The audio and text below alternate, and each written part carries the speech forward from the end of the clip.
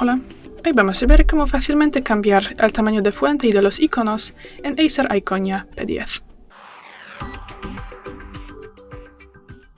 Empezamos con la abierta de ajustes, luego bajamos y buscamos la pestaña Pantalla. Bajamos y aquí abrimos tamaño de visualización y del texto. Aquí tenemos la vista previa que nos ayuda en ajustar los tamaños. Por ejemplo así, y para confirmar lo dejamos así y salimos. Y si queremos regresar a los ajustes predeterminados que tuvimos anteriormente, tenemos que regresar aquí, bajamos, y para esto aquí nos sirve este botón, restablecer ajustes, y hay que confirmarlo. Bueno, y ya es todo.